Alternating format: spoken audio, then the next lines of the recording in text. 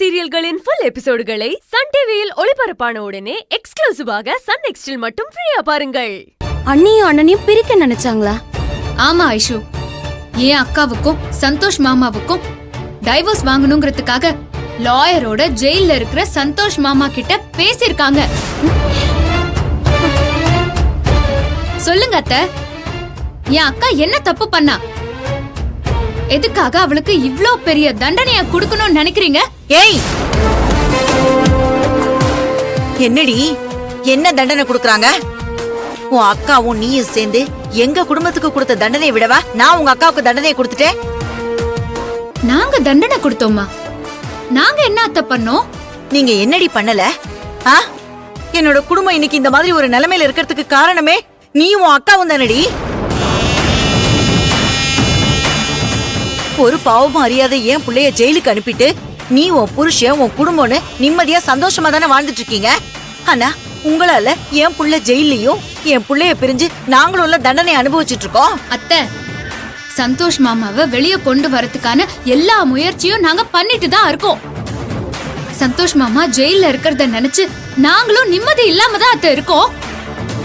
என் அக்கா அவரை நினைச்சு அழாத நாளே இல்ல. சாப்பிடாம தூங்காம பைத்தியம் புடிச்ச மாதிரி அவரையே நினைச்சுக்கிட்டு ஒவ்வொரு நிமிஷமும் அவளையே கஷ்டப்படுத்திக்கிட்டு இருக்கா. ஏற்கனவே சந்தோஷ் மாமாவை பிரிஞ்சு கஷ்டப்படுறவள அவர்கிட்ட இருந்து நிரந்தரமா பிரிச்சு கஷ்டப்படுத்தணும்னு நினைக்காதீங்க. சும்மா நிறுத்தடி. உன் அக்கா அப்படியே என் பிள்ளைய நினைச்சு உருகிக்கிட்டு இருக்கானே இங்க வந்து நாடகம் போட்டுக்கிட்டு நிக்காத. நான் தான் பார்த்தனே உன் அக்கா என் புள்ள மேல வச்சிருக்கிற பாசத்தை. அவளுக்கு நீதான் முக்கியம். கடைசி வரைக்கும் நீ மட்டும் இருந்தாலே போதும்னு நினைக்கிற அவ. நீதான் முக்கியம்னு நினைக்கிற உன் அக்காவுக்கு எதுக்குடி என் புள்ளையும் அவ கழுத்துல கட்டின தாலியும்? கடைசி வரைக்கும் அவளை உன் கூடவே உன் மாமியார் வீட்டோடவே வச்சுக்கோ. நல்ல வசதியான இடத்துல ஜாலியா சந்தோஷமா வாழட்டும். அத்தை, ஏன் இப்படி எல்லாம் பேசுறீங்க? நீங்க சொன்ன மாதிரி என் அக்கா செய்யலங்கிற கோபத்துலதான் இப்படி எல்லாம் பண்றீங்களா? நீங்க என் அக்கா கிட்ட பேசிட்டு இருந்தது எல்லாம் நானும் கேட்டேன் அத்தை.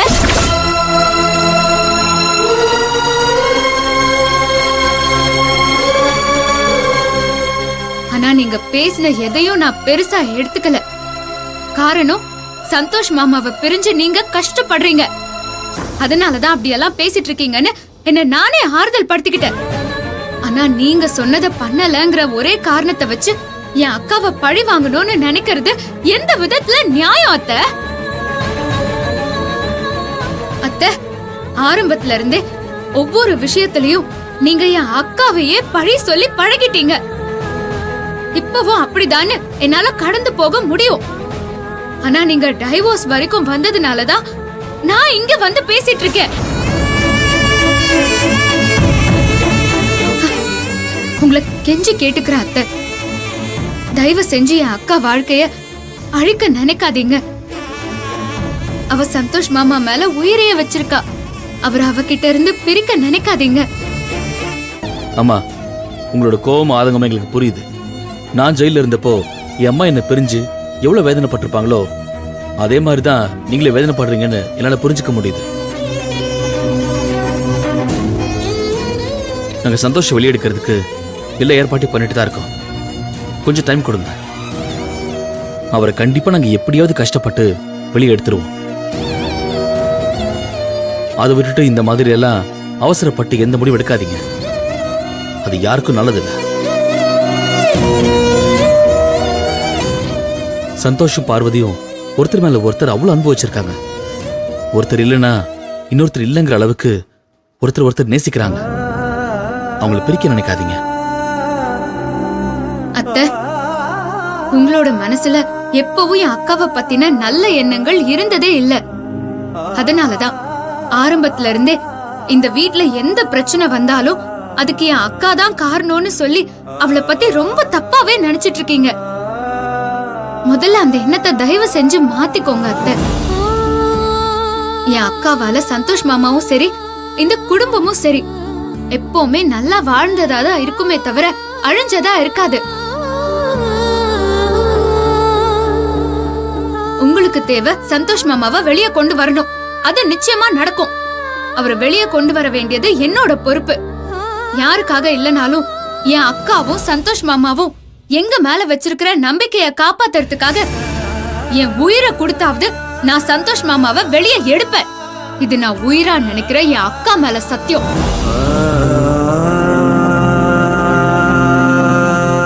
வா அர்ஜுன், போலாம்.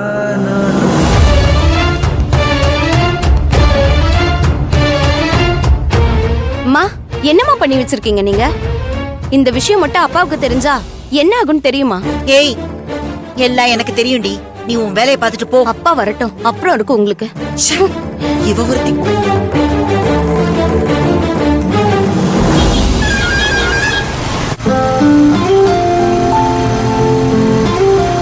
மலர்,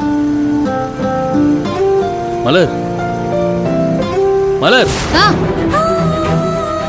என்னாச்சு? ஆம், சொல்லு அர்ஜுன். ஏன் இப்படி இருக்க? அதான் பேசிட்டு வந்துட்டோம்ல. இதுக்கப்புறம் பார்வதிக்கு அங்க எந்த பிரச்சனையும் இருக்காது மலர். நீ கவலையப்படாத. இல்ல அர்ஜுன், சுசீலா அத்தைய நினைச்சாதான் பயமா இருக்கு. சூழ்நிலைய புரிஞ்சுக்காம அக்காவையும் மாமாவையும் இப்படி பிரிக்கணும்னு திட்டம் போடுறாங்கன்னு நினைக்கும் போது மனசுக்கு ரொம்ப கஷ்டமா இருக்கு அர்ஜுன். மலர், நீ பயப்படாத. இங்க பாரு, சந்தோஷ் வெளியே வராதனாலதான் இவ்வளவு பிரச்சனையும். அதுக்காக தான் அவங்க இந்த மாதிரிலாம் பண்ணிட்டு இருக்காங்க. உண்மை சொல்லணும்னா சந்தோஷ் இருந்திருந்தா கண்டிப்பா அதுக்கெல்லாம் சம்மதிக்கவே மாட்டாரு. யார் என்ன சொன்னாலும் சரி, பார்வதியை பிரியறதுக்கு சந்தோஷ் ஒரு நாள் ஒத்துக்க மாட்டாரு. அதனால அவங்க அம்மா பேசுறாங்கன்றதெல்லாம் ஒரு காரணமா எடுத்துட்டு இப்படி கவலைப்படுறது நிறுத்து. என் அக்கா வாழ்க்கைய நினைச்சாதான் ரொம்ப கஷ்டமா இருக்கு அர்ஜுன். ஒருவேளை சுசீலா அத்தை இந்த மாதிரி அவளுக்கும் சந்தோஷ் மாமாக்கும் டிவோர்ஸ் வாங்க முயற்சி பண்றாங்கன்னு தெரிஞ்சா அவ மனசு உடைஞ்சு போயிடுவா அர்ஜுன். ஏற்கனவே மாமாவை பிரிஞ்ச வேதனையில தற்கொலை பண்ணிக்கிற வரைக்கும் போயிட்டா. இப்போ இதுவும் தெரிஞ்சா மலர், அவங்களுக்கு தெரிஞ்சா கஷ்டப்படுவாங்கன்னு தெரியுது இல்ல, அப்புறம் ஏன் அவங்களுக்கு தெரியப்படுத்தணும்? இது நமக்குள்ளே இருக்கட்டும். பிரச்சனையும் சால்வ் ஆயிடுச்சு. இதுக்கப்புறம் நம்ம சந்தோஷம் வெளியெடுக்கிற வேலையை மட்டும் பார்ப்போம். இவ்வளவு பிரச்சனைக்கு ஒரே தீர்வா அது மட்டும்தான் இருக்கும். ஓகே அர்ஜுன்.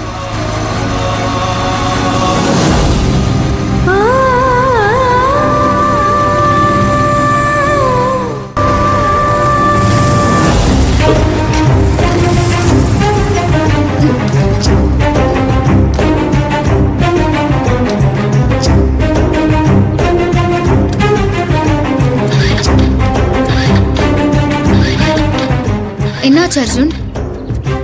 தெரியல மலர், திடீர்னு ஆஃப் ஆயிடுச்சு.